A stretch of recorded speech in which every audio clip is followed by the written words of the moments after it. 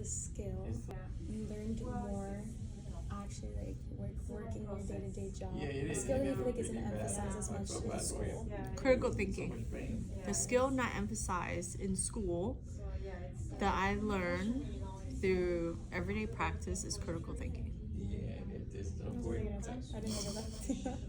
People always think it's anatomy, like, oh, teach me anatomy, but like you can memorize that shit, and then what are you gonna do with it, right? Because then what are you gonna do with that? Nothing, Like right? applying it, Yeah. So it's critical thinking. I feel this, I do this.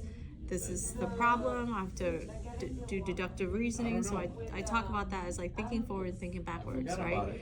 If I find the problem, I have to think backwards to like what caused that problem. If I'm thinking forward, I might be finding the problem and anticipating a problem, and so I want to get ahead of a problem. So I already know like this is a rotator cuff.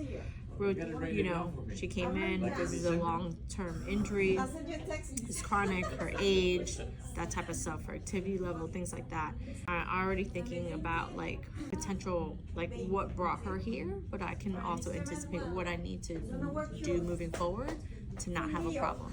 People with shoulder problems tend to have developed secondary frozen shoulder, for example. They have surgery, they get stuck, right? So let's anticipate that problem. Let's make sure that we don't get stuck.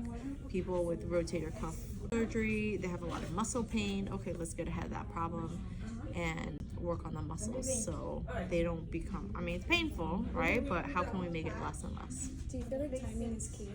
Timing is always key, right?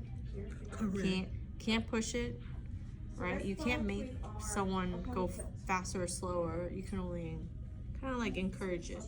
So from a patient standpoint, but from a therapist standpoint too. Like I can't make a therapist want to develop their skills. I can't make a therapist want to learn more. They have to come in wanting to do that, and I can show them the path. Patients have to want to get better. Otherwise, they don't come, right? You can't make someone come. If you're stuck in the hospital, you're stuck in the hospital. You still have a right to say no, right? Patients, they have to come here. Right? Correct. Right? So if they don't get dressed and put on their panties and bra and come, put some shoes on and come to the clinic. They want this to drop.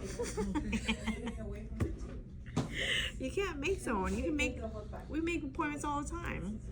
And people don't come. I'm like, okay, get them off my schedule because, they don't, obviously, we either help them or they just don't see that they can get better. So that's the phrase, it's like you can lead the horse to the water, yeah, but you can't make them drink. Yeah. I can hire a therapist, but I I'm can't drinking. She drinking.